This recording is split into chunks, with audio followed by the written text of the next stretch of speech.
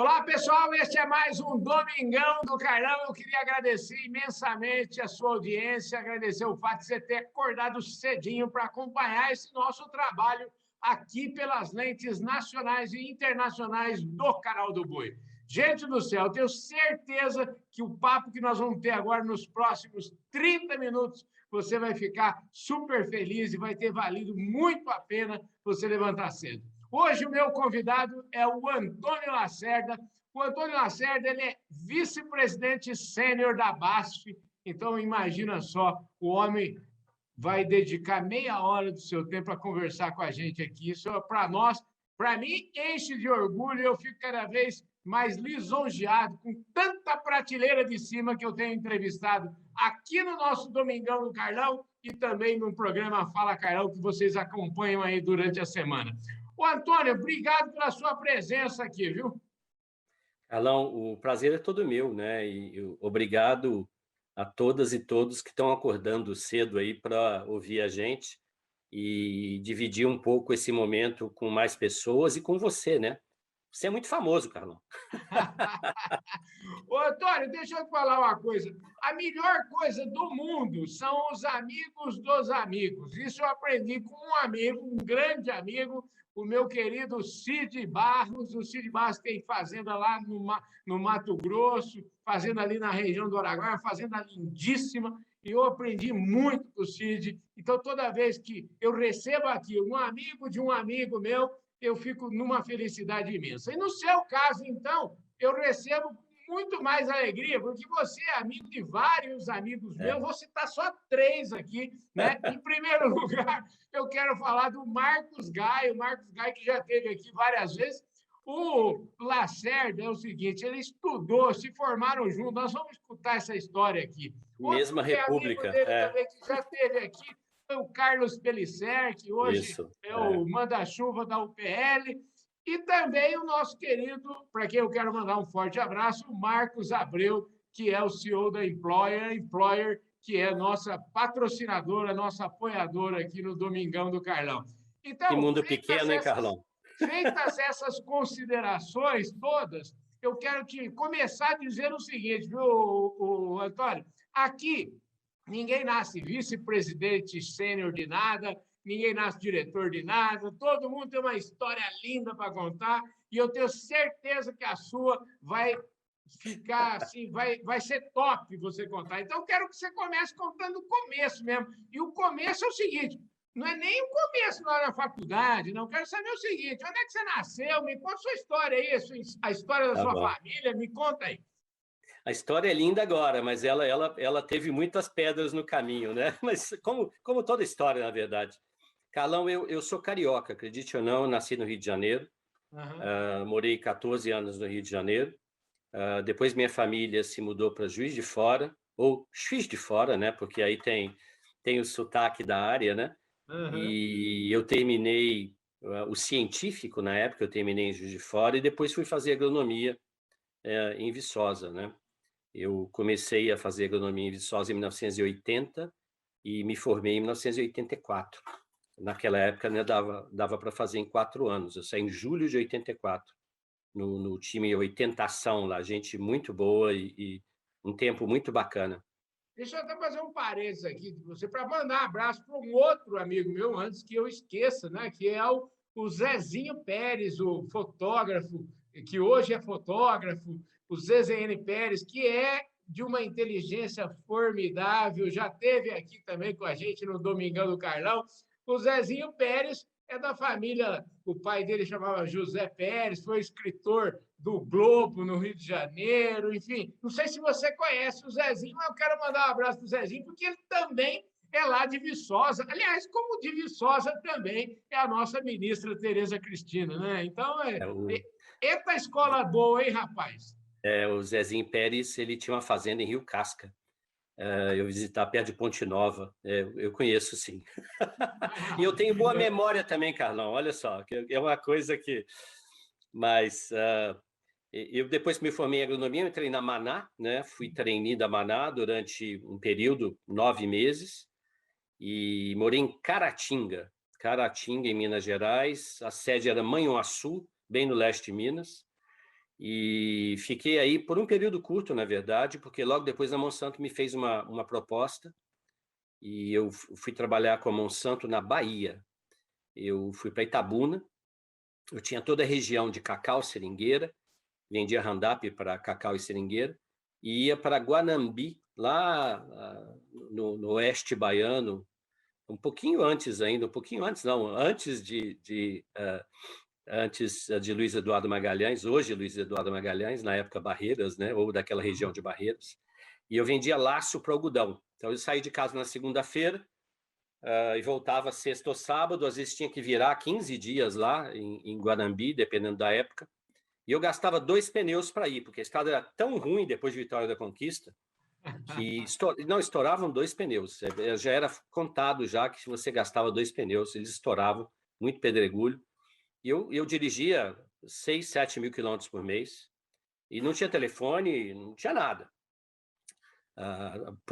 Tinha o posto telefônico, então você se deslocava e é assim que você se comunicava, né? Então eu logo depois fui para Belo Horizonte, fui RTV também, lá em Belo Horizonte, atendia a Camig na época, né? Companhia Agrícola de Minas Gerais, era um cliente muito importante da Monsanto. E também rodava bastante, rodava todo o leste de Minas. Quer dizer, amassei barro mesmo, né?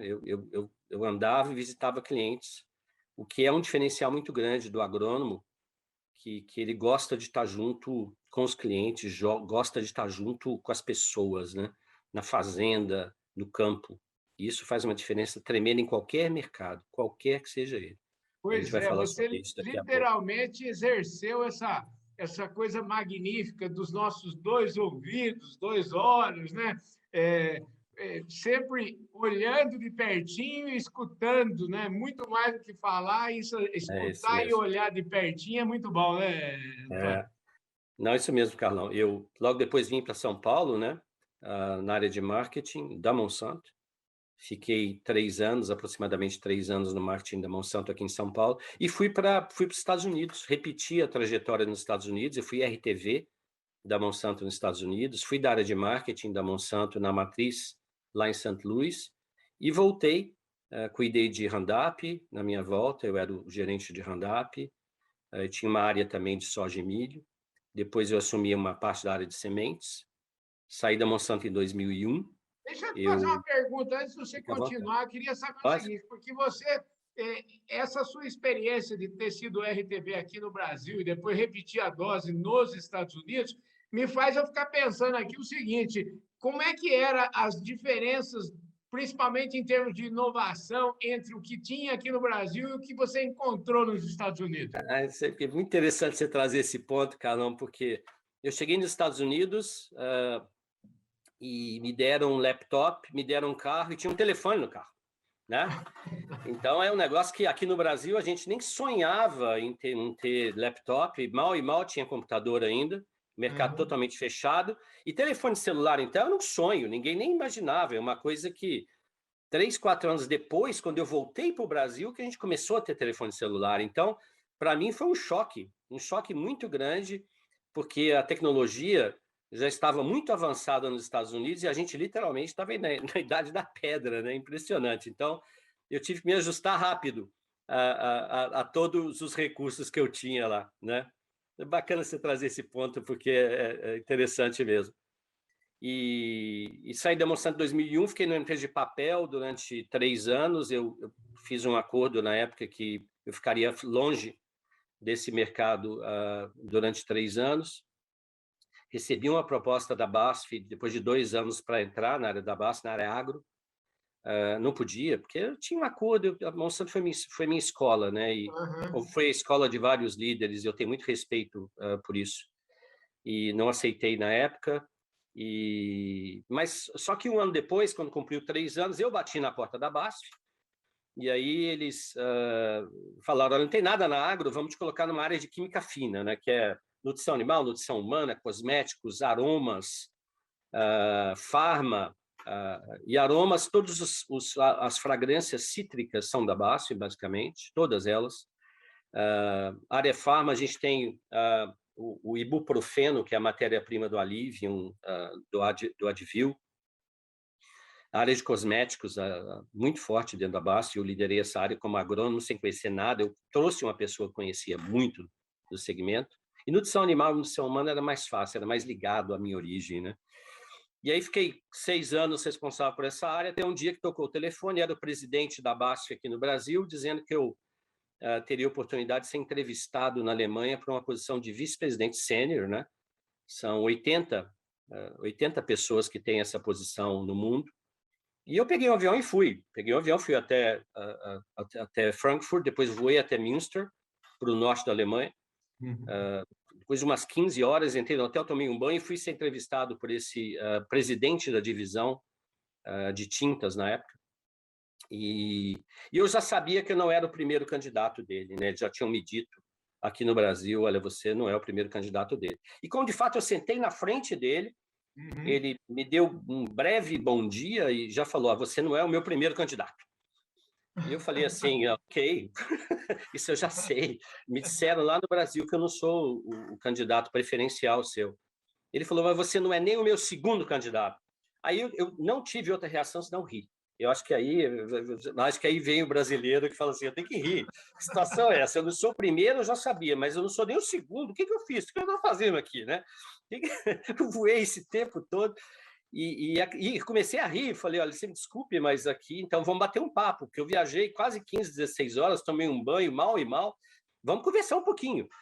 E depois de 2, 3 horas, não sei se foi para me agradar ou não, mas esse presidente diz, não, você é meu primeiro candidato agora. Eu voltei para o Brasil, dormi uma noite só na Alemanha, e voltei para o Brasil depois desse episódio, bem traumatizado, eu falei, meu Deus do céu, né? Como é que é esse mundo, né? Eu voltei para o Brasil, falei com o presidente, e o presidente da BASF, na época, o senhor Rolf Dieter Acker, me disse, não, você é o primeiro. Eu falei, não, ele me falou isso só para me agradar. Ele falou, não, você é o primeiro, vai ser você. E aí eu assumi na época, final de 2009, início de 2010, eu assumi toda a área de tintas, a Suvinil, inclusive, fui responsável pela Suvinil, pela área de tinta automotiva. Deixa eu fazer outro parênteses aqui. Eu falo assim, ó, eu prometo não atrapalhar muito, viu? Eu costumo não atrapalhar a entrevista muito. É sua. Mas, na verdade, é o seguinte, é interessantíssimo tudo que você está falando, né? Porque eu acho que você traz bons exemplos de coisas que o pessoal que está assistindo a gente aí, ou pelas redes sociais, ou pelo canal do Boi, o pessoal, às vezes, não tem essa dimensão, né? De que a BASF, uma empresa, e a gente imagina uma empresa química e tal, uma empresa muito distante da gente, né? E quando você troca em miúdos as coisas que a BASF faz, você coloca a BASF no nosso colo, né? Então, quando você fala de souvenir, eu sou obrigado a lembrar que a minha mulher, por exemplo, quando vai fazer uma reforma ou vai pintar, ela não questiona. Tinta para ela só existe uma, assim, entendeu? Só existe souvenir. Então, é interessante, eu gostaria mesmo que você continuasse sempre, vamos dizer assim, fazendo esse desenho para nós, que é muito legal. Claro. Não, obrigado, Carlão. E só para complementar, também assumi a área de tintas automotivas. A BASF pinta um pouco mais de 1/3, 35% dos carros produzidos no Brasil e na Argentina são pintados pela BASF, com tinta BASF, né? Eu assumi essa área também. Assumi uma área de catalisadores automotivos, que é o cano de descarga, né? O miolo do cano de descarga é um produto da BASF também. Eu assumi uma área chamada químicos para construção, aquele produto que você põe no caminhão e bombeia o concreto 10 andares, e ele chega lá, ele é fluido, quando você bombeia, ele chega lá e ele seca em um dia. Então, esse era um produto da BASF, não é mais, é um produto da Agro, inclusive, é um lignosulfonato, né? Eu assumi essa área também, e aí assumi uma área que é mais interessante, que é plásticos de engenharia e poliuretanos, né? Que é absolutamente nada a ver com a minha formação, mercado automotivo, e eu fiz o turnaround dessa área também, durante 3 anos, mudei a fábrica de Mauá para Guaratinguetá, e foi um trabalho bem interessante. Aí eu fiquei 6 anos nessa posição, na verdade. Eu era responsável por toda a parte da BASF que tinha a ver com tintas, automotivo e construção, né? Tudo que tinha a ver com automotivo e construção. E aí foi 2015, eu assumi as áreas químicas da BASF, né? E aí o céu é o limite. Voltei para a área anterior, nutrição animal, nutrição humana. A BASF é líder na produção de vitaminas, carotenoides, O salmão é rosa por causa da BASF, né? Porque ele, na natureza ele cresce em 8 anos, mas no cativeiro, no mar, ele cresce em 3 anos, aproximadamente 3 anos, e tem um carotenoide que é adicionado à ração, e aí faz com que a carne do salmão seja mais rosa ou menos rosa. É por isso que você vê, o mercado americano gosta de mais rosa, outros mercados menos rosa, e aí você vê isso. E aí tem enzimas também, para facilitar o trato digestivo e diminuir a excreção de fósforo no ambiente. A gente é líder no mercado de espumas, a BASF tem uma posição muito forte nesse mercado. Nós fomos fornecedores de todas as indústrias de tinta também. Somos o maior fornecedor da indústria de cosméticos. A gente é muito forte nessa área também, especialmente para cuidados da pele e do cabelo. E nós temos a linha de plásticos de engenharia, voltou para mim essa área, é muito pequena, né? E temos uma linha de metilato de sódio, que é um catalisador diesel, seja viável no Brasil. A gente é o único produtor desse catalisador. Então, tem inúmeros produtos hoje, eu trabalho em vários segmentos. Mineração é um segmento que a BASF tem uma linha de produtos muito bacana. Aditivo para gasolina, eu acho que pouca gente sabe. Nós somos muito fortes de aditivo para gasolina, aditivo para diesel, líquido de resfriamento do motor, do radiador, óleo de freio, isso tudo a gente tem. Isso tudo é BASF e está na minha área. Então, eu tenho, hoje, são 6 áreas, tem 4 vice-presidentes e 2 diretores que trabalham comigo, liderando essas áreas. Uhum. E eu trago muito do que eu aprendi na agro, né? Que é estar perto do cliente, ouvir o cliente, entender como é que a gente pode desenvolver novos produtos, novas formas de trabalhar. Eu sou o líder de inovação da Câmara Brasil-Alemanha, e já há 4 anos, e trabalho muito com startups, trazendo startups, fazendo a conexão, né, entre as startups e as empresas, principalmente alemãs. Eu faço muito esse trabalho na Câmara Brasil-Alemanha. E dentro da BASF também eu sou embaixador da área tanto de digitalização como inovação. E aqui, Carlão, eu me reinventei nos últimos 3, 4 anos. Eu me reinvento sempre, né? Você viu, agrônomo, já mexi com papel, tinta, químicos, e agora o que eu tenho aprendido, olha, em termos de digitalização e inovação, mas aquela voltada para o cliente, tá? Que dá resultado. Uhum. É impressionante, e me motiva muito, e dá muita energia, e eu meio que contamino positivamente, é claro, a organização da BASF hoje, para que a gente tenha liderança em vários segmentos na área digital, vários. A gente tem uma liderança, a gente ganha prêmios às vezes que eu fico assim, que prêmio é esse? Mas ganhamos, né?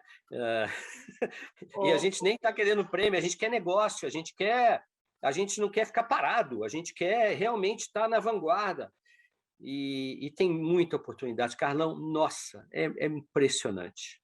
Antônio, deixa eu te falar, tem tanta oportunidade, e a gente queria abordar um pouco mais aí, só para te falar que a nossa entrevista já está caminhando, né? Ela já, vamos dizer que 2/3 dela já passaram, mas a gente está Opa! caminhando então para o terço final aqui. E eu queria aproveitar essa sua deixa aí do fato de você ser embaixador aí de inovação dentro da própria BASF, de ser esse head de inovação da Câmara Brasil-Alemanha. Eu acho que isso tudo são coisas muito interessantes. Você já deu uma pista aqui, que você já circulou por, efetivamente, eu imagino que quase todos os negócios dentro da BASF. Então, Verdade. eu queria explorar um pouco mais essa sua imersão em inovação e até perguntar para você o seguinte: hoje é tanta inovação que há uma certa dificuldade, eu pelo menos tenho isso, de às vezes falar assim, bom, de separar um pouquinho, né? Como é que eu vou dar atenção, como é que eu gasto meu tempo, gasto minha energia, como é que eu escolho, como é que eu sei que aquilo vai dar certo, como é que eu identifico que aquele negócio que eu achava que ia dar certo, às vezes não deu e eu tenho que largar a mão daquilo e ir para outro canto. como é que é o seu método para isso? E também eu queria que você falasse um pouquinho sobre pessoas, né? Porque, afinal de contas, pessoas é que faz, as pessoas é que fazem Não as tenha coisas. dúvida, tenha dúvida. Eu Eu queria não que você. trabalho sozinho, né? Tem um time que trabalha comigo, eu já falei até. Uhum, Não construir nada sozinho, não adianta. É sempre através da equipe, do time. Inovação não é diferente, né? Porque a gente recebe várias ofertas, a uhum, gente vê coisas maravilhosas no papel, e aí vale a experiência, né? Não só minha, mas de outras pessoas que trabalham também no nosso time, e, e, e um pouco do ímpeto da rapaziada, porque eles trazem essas ideias e a gente tem que, eu não digo filtrar, não, a gente tem que trabalhar com eles uhum, para que juntos, né, toda essa energia, esse ímpeto, essa cabeça diferente que essa nova geração vem com ela, e junto com as pessoas que têm mais experiência, a gente possa criar uma sinergia para fazer as melhores escolhas, tá? A gente faz escolhas, uhum, a gente não decide, a gente faz escolhas. E por quê? Porque a gente faz uma escolha e a escolha você pode sair dessa escolha num dado momento. uhum, Porque, olha, um dos maiores segredos é você sair no momento certo. Porque às vezes entendi. você fica malhando no ferro frio, porque parece, mas chega uma hora que você fala, não vai dar certo, deixa isso para alguém, não é para nós, ou vamos colocar num outro time para ver se essa ideia vai ou não, mas em geral a gente tem um processo de acompanhamento das ideias e à medida que a gente vê que ela não vai dar certo, a gente olha com um olhar mais crítico e fala, vamos parar. Porque tem tanta ideia que a gente, como diz lá em Minas, não pode malhar em ferro frio, né? A gente tem que realmente seguir com aquilo que traz mais valor para a companhia e como se o dinheiro fosse nosso, porque, afinal das contas, nós representamos a empresa, né? A gente fala BASF, BASF, 4 letrinhas. Quem representa a BASF, quem dá o tom da BASF é a liderança da empresa. Isso vale para qualquer empresa. Então, eu coloco muito esse chapéu de realmente fazer com que não somente o time, mas toda a organização tente tomar as decisões mais corretas. Sempre vai ter um erro ou outro, tem jeito. Aí, mas errar faz parte, mas pelo menos a gente tenta errar barato, né? Porque errar caro é caro. Errar caro é muito caro. Mas tem muita ideia e a gente tenta selecionar aquelas ideias que estão mais próximas do cliente, que realmente vão fazer a diferença no cliente. E eu vou te dar um exemplo. Tem uma empresa chamada Lula. Vocês já devem ter visto nos shoppings aí. Essa empresa do Rio de Janeiro, ela se estabeleceu para cabelos encaracolados, né? E a gente não tinha uma linha de produtos para cabelos encaracolados, a gente não tinha. E aí um dia uma pessoa que trabalha comigo veio falando, puta, a gente tem que ter ela tem cabelo encaracolado e usava 6 produtos diferentes para o cabelo. A gente nem imagina o que é isso, viu, Carlos? 6 produtos, a gente mal e mal usa um, né?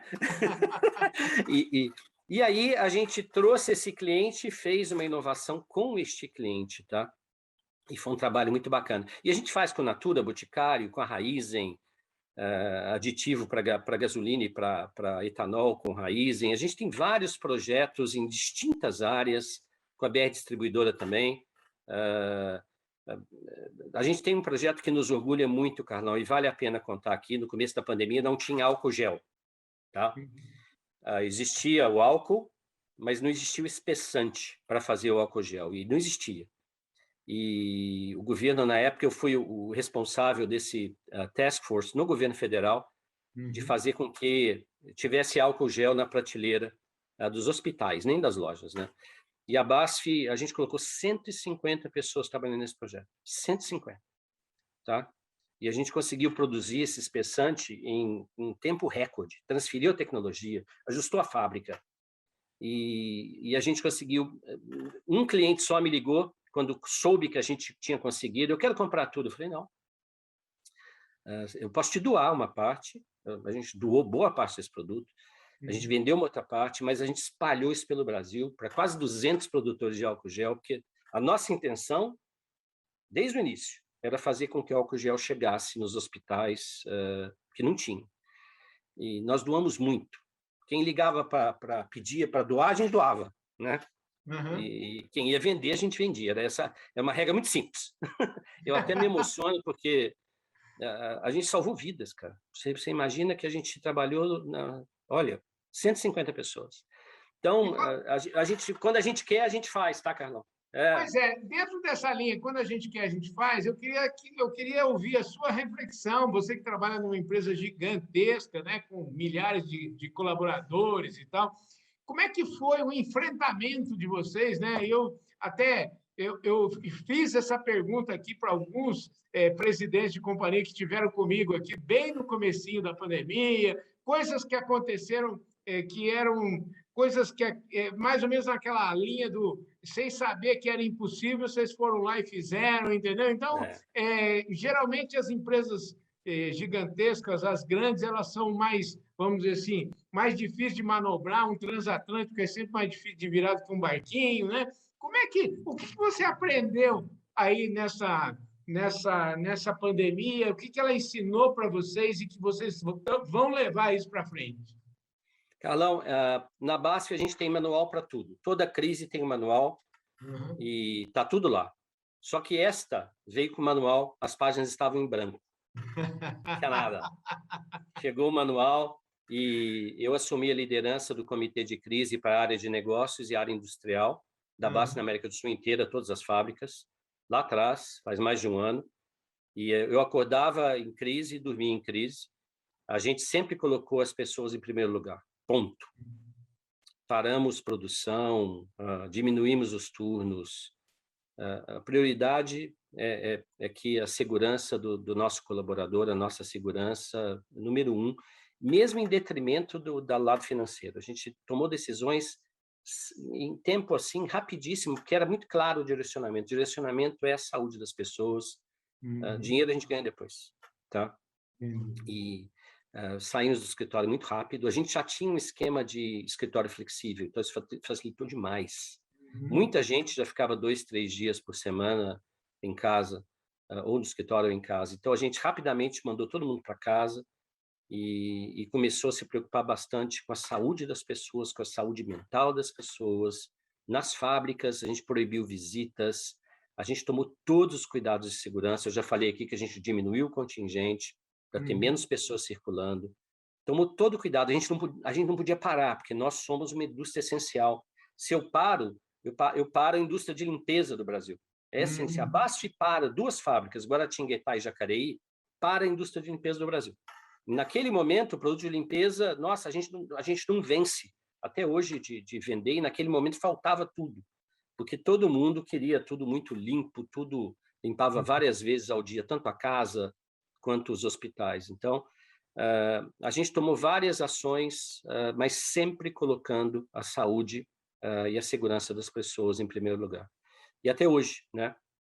A gente hoje vai retornar ao escritório provavelmente no dia 13 de setembro, Uhum. com 40% do contingente, somente colaboradores vacinados com a segunda vacina com 14 dias, ou com a vacina da Janssen com 14 dias também, distanciamento social, todo mundo de máscara.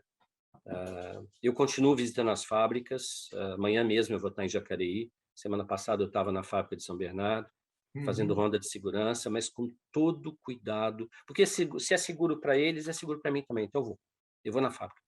Esse aqui é meu. Perfeito. Se é seguro para quem está lá, é seguro para mim, então eu vou. Então eu não parei de ir nas fábricas e continuo fazendo as rondas de segurança, os diálogos de segurança. A situação melhorou, hoje nós temos fábricas que já não têm casos de Covid há 30 dias, 60 dias, a situação é outra, mas a gente sempre está atento, muito atento, porque, olha, com saúde não se brinca. Eu Carlão, não sei quanto tempo a gente tem mais, mas eu sou o líder dentro da BASF do grupo das mulheres, tá? De mulheres na BASF. E eu tenho trabalhado muito esse tema, porque esse é um Uhum. tema que nós homens, nós somos parte do problema e parte da solução. Entendi. Então, o grupo de mulheres da BASF, hoje, ele é composto por homens e mulheres, Legal. para a gente justamente mudar o que existe hoje em termos de respeito às mulheres, discriminação, velada ou não, agressividade, violência. Então, a minha mensagem final é: todos nós que estamos ouvindo aqui esse programa hoje, que a Uhum. gente preste bastante atenção e, mais importante ainda, que a gente tome ação, tá? Nesse momento, não adianta só comoção, tem que ter ação. E nós, homens, repito, nós somos parte do problema e parte da solução. Eu Ó, tenho filha, aqui, a deixa gente eu te tem que falar. colocar isso em prática, cara. Sobre esse negócio de mulheres, né? Eu já fiz aqui vários programas, a gente entrevista muitas mulheres, mas eu recebi até uma reclamação outro dia. Falou, Carlão, o seu programa é ótimo, mas você tá entrevistando muito pouca mulher. E aí, esse negócio que você falou de partir para ação. E eu tenho partido para ação, né? Na verdade, esse assunto já começa se existe igualdade, a gente precisa começar a contar mesmo, viu? Será que as mulheres É estão mesmo. vindo aqui meio a meio com os homens? Então, é o seguinte, já vou te dar uma incumbência para a gente diminuir isso aí. Eu fui ver e é verdade mesmo, a gente entrevista mais homens do que mulheres e a gente está procurando arrumar essa casa. Então, você, Antônio, já fica com essa, como é que chama, com a incumbência de repente, falar para me dar indicação aí de algumas mulheres Com que a muito gente prazer. possa entrevistar aqui, algumas mulheres aí da base, do seu Farei isso. relacionamento. Farei isso. Você está, como é que chama? Incumbido dessa tarefa, viu? Não, olha, deixa comigo. Vou indicar algumas mulheres para participar do seu programa, para que elas possam trazer o ponto de vista delas também. E a gente tem que mudar isso, Carlão. E agora, especialmente com a pandemia, o tema da violência, e ele é Uhum. silencioso, tá? A gente tem que Verdade. realmente buscar, porque é difícil a pessoa se manifestar. E a gente tem que trabalhar isso, e a gente tem trabalhado muito esse tema, e isso é uma coisa que nós temos que tomar. Nós que somos líderes, influenciadores, a gente tem que fazer a diferença. Nós somos agente de mudança, a gente tem que assumir o nosso papel. E trabalhar, cara. Olha, eu gosto de fazer o que eu faço, eu acho que deu para perceber. E o agrônomo é polivalente, gente. Olha a polivalência do agrônomo. Eu sou talvez um exemplo, mas tem vários outros exemplos. É verdade. É quase que faz tudo. E especialmente aqueles que começaram lá de baixo. Eu sou um deles. Tem várias outras pessoas também que começaram lá de baixo e dão valor onde chegaram hoje, dão valor às pessoas que se relacionaram ao longo da sua vida profissional. E isso é o mais importante. Você começou falando de amigos. Isso é a base de família, amigos. Isso é a base de tudo, Carlão. Tá? É Eu não verdade. sei, um ponto importante. Eu acho que você deve estar percebendo. As pessoas estão buscando mais a essência das coisas na natureza. A pandemia está fazendo com que as pessoas busquem mais coisas que os nossos avós e bisavós valorizavam e a gente meio que esqueceu. E antigamente a gente falava de futuro e futuro era uma coisa de máquinas, agora não. O ser humano está no meio do futuro, porque somos nós, né? Nós somos seres humanos e a gente tem que se colocar nesse contexto, né? Então, a gente tem que lutar por uma sociedade mais justa, tem que lutar para que a gente tenha mais espaço, todos, e que a gente tenha liberdade e, puta, a gente tem que ser feliz, cara. A gente tem que ser feliz fazendo o que faz, porque senão não tem graça, tá? Ponto. É isso aí. Como diz um engenheiro agrônomo, amigo meu, Maurício Mendes, ele falou assim: Carlão, eu sou feliz, uma barbaridade, sou feliz desde os 12 anos de idade, porque foi quando eu descobri que eu queria ser agrônomo, viu? Então, ele Ah, fala assim, e ele tem uma tese que eu acho que é fundamental, que é a tese de que quanto mais cedo você descobrir para que serve, mais cedo, mais feliz você vai ser na vida, né? Então, eu isso mesmo. concordo com o Maurício Mendes, que é um agrônomo a quem eu quero mandar um abraço. Você falou de agrônomo que é polivalente, quero mandar um abraço para o Fernando Magalhães Portela, né, que já esteve aqui, o Fernando já foi meu Olha, entrevistado aqui, que foi um agrônomo que foi diretor de marketing de banco. Imagina você, né? esse é poderoso, hein? Fernando Portela é poderoso. Gente, na verdade é o seguinte, eu que sou um super privilegiado por poder ter conversas tão agradáveis, tão na prateleira de cima, de aprender tanto com os meus convidados. Então, só me resta te informar que, infelizmente, os descontos acabaram e nosso programa já chegou no final, Não viu? tem prorrogação, pô? Não, com certeza a gente vai arrumar uma prorrogação para a gente ter outra conversa dessa aqui. Você vai me indicar outras pessoas, outras mulheres, outras pessoas de dentro da base para a gente poder trazer aqui e para dividir tanto conhecimento, tanta inteligência. Eu sempre digo que eu sou um privilegiado e que se eu tivesse tido uma reunião com Deus lá no começo da minha carreira e ele tivesse falado assim, faz uma lista aí das pessoas que você quer que eu coloque no seu caminho, eu sempre digo, viu, Lacerda, eu sempre digo o seguinte, que eu jamais teria ousadia de pedir tanto para ele. Ele foi muito bom comigo, Imagina. foi muito Que isso. generoso, viu? Imagina, o prazer foi todo meu e desculpe aí se eu falei demais, mas eu gosto bastante do que eu faço e tento passar isso através da minha fala aqui. Acho que ninguém percebeu. É isso aí, gente. Que maravilha.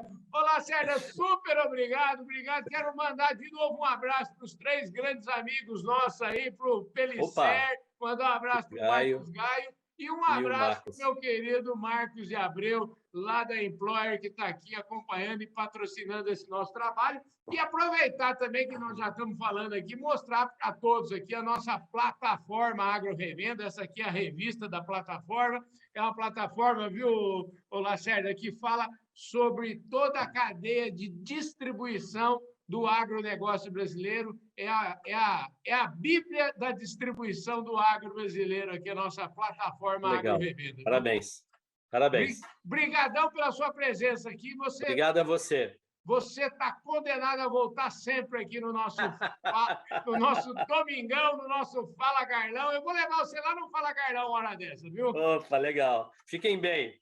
É isso aí, gente. Show de bola. Se você estiver na audiência do canal do nosso YouTube e ainda não se inscreveu no canal, se inscreve aí no canal. Você encontra esse programa também em todas as plataformas de áudio através do podcast do Fala Carlão. E se você está na audiência nacional e internacional do Canal do Boi, muitíssimo obrigado, um forte abraço. Eu vejo todos vocês domingo que vem aqui no Domingão do Carlão e também durante a semana aí no nosso programa diário no Fala Carlão. Forte abraço. Valeu, gente. Fui. Um abraço. Valeu. Tchau, tchau. Obrigado, Carlão.